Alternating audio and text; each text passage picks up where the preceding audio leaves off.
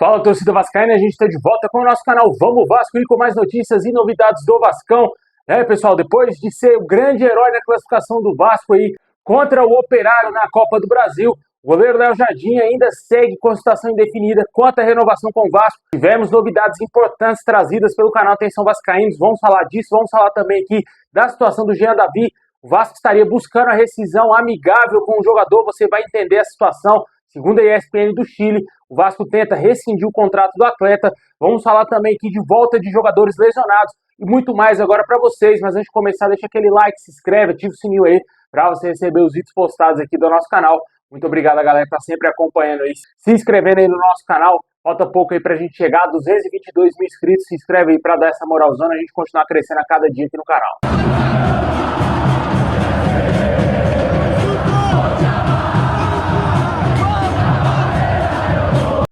Bom, pessoal, o herói aí na Copa do Brasil, o goleiro Léo Jardim segue com total indefinição quanto à sua renovação contratual com o Vasco. Segundo a matéria trazida pelo canal Atenção Vascaínos, a renovação contratual do goleiro Léo Jardim com o Vasco encontra-se em estágio complicado. A informação foi divulgada pelo jornalista Flávio Dias. Segundo o jornalista, ao ser questionado sobre o tema, o CEO da SAF do Vasco, Carlos Amodeu, afirmou que é um caso que está sendo resolvido internamente.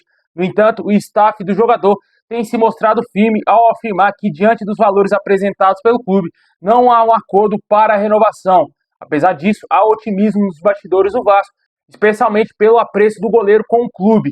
Ainda assim, a negociação envolve o empresário Paulo Pitombeira, que representa o goleiro e também possui outros atletas sobre a gestão do elenco vascaíno.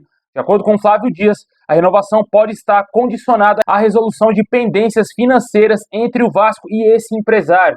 O dirigente do clube, ouvido pelo jornalista, confirmou que a proposta oficial já foi encaminhada ao jogador, mas ainda não houve aceitação por parte dos seus representantes.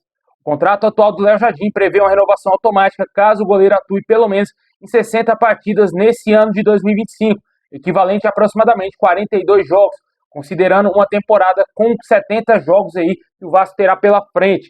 A expectativa de que a situação avance com a chegada de um novo diretor executivo de futebol ao clube. Até agora o Vasco não definiu quem será esse profissional, o que pode destravar as tratativas e possibilitar um acordo entre as partes, segundo o canal Atenção Vascaínos.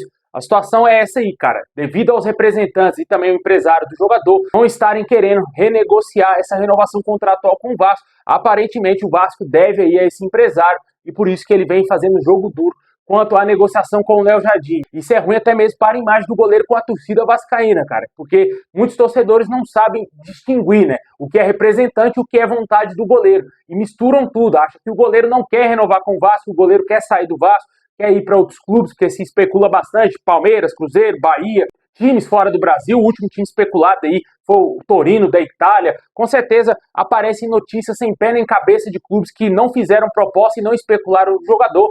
E por ele estar nessa situação, começa a ter várias informações sem pé nem cabeça, né, cara? E a gente espera que o Vasco consiga renovar esse contrato o mais rápido possível. O goleiro mostrou total importância nesse jogo da Copa do Brasil.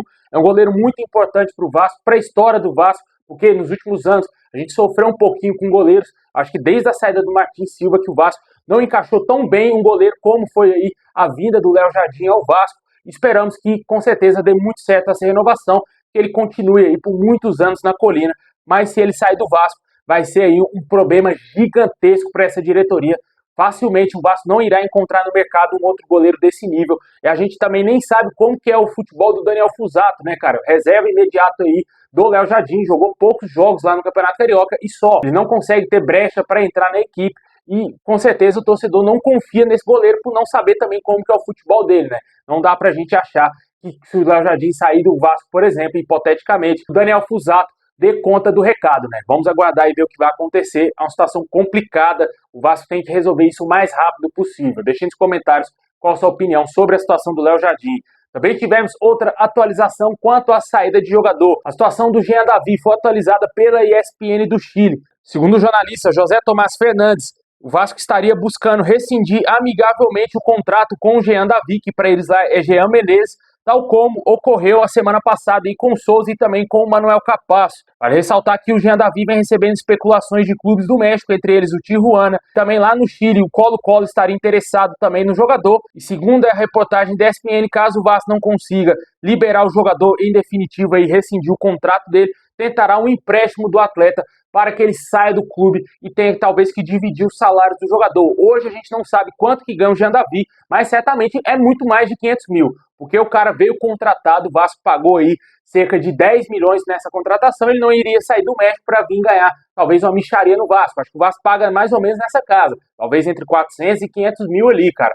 Mas eu acho que é um salário totalmente fora da realidade para um jogador que sequer é relacionado e que claramente foi uma das piores contratações da história. Vamos torcer para que o Vasco realmente consiga essa rescisão. Há outras informações que o Vasco teria dito que não renegocia essa rescisão, que o jogador não vai rescindir o seu contrato, né? Vamos aguardar ver o que vai acontecer, mas claramente é um jogador que não será aproveitado e que o Vasco tem que dar um fim nele o mais rápido possível.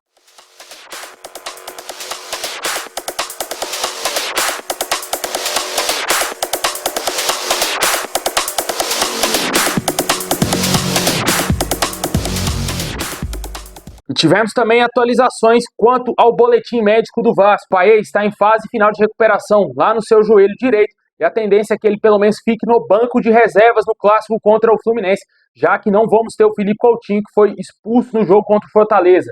Com certeza aí o Paê é um jogador que pode, quem sabe, ajudar o Vasco nessa partida, entrando ali no segundo tempo. Se ele estiver bem fisicamente, pode ser que ele ajude o Vasco de alguma forma.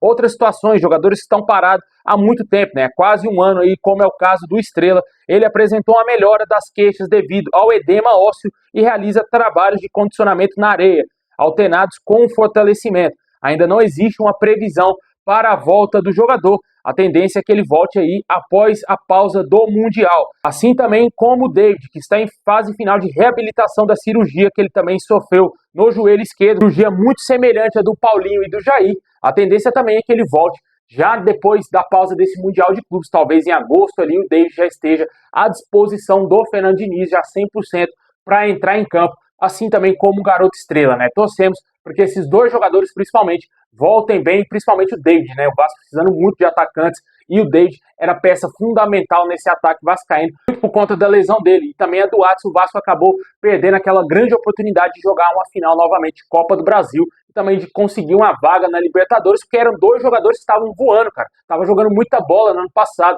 e a lesão do David atrapalhou muito os planos do Vasco, até porque os reforços contratados não supriram a carência no elenco do Vasco. Foi o próprio Jean David que a gente falou e o Maxime Domingues, que nem está mais no Vasco. Eram os dois pontas reservas para esses dois jogadores que estavam lesionados, não conseguiram dar seguimento ali. Você vê que na última rodada do Brasileiro do ano passado, o Alex Teixeira era titular do time do Vasco, né?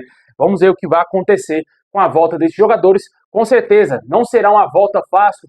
Quando os jogadores voltam assim de uma lesão grave, de um longo período de inatividade, aparecem pequenas lesões musculares, isso vai tirando os jogadores ali, vai perdendo um pouco de ritmo de jogo, para você ver a situação do Adson. Agora que ele está tentando pegar um mau ritmo de jogo, e mesmo assim você olha nos jogos que ele não está tão bem. Até um pênalti maravilhoso, acho que foi a melhor cobrança do Vasco foi a do Adson, mas dentro do jogo ainda você vê que ele não tem total confiança, porque é um jogador que vem de uma gravíssima lesão, teve uma fratura, e com certeza ainda ele não está 100%.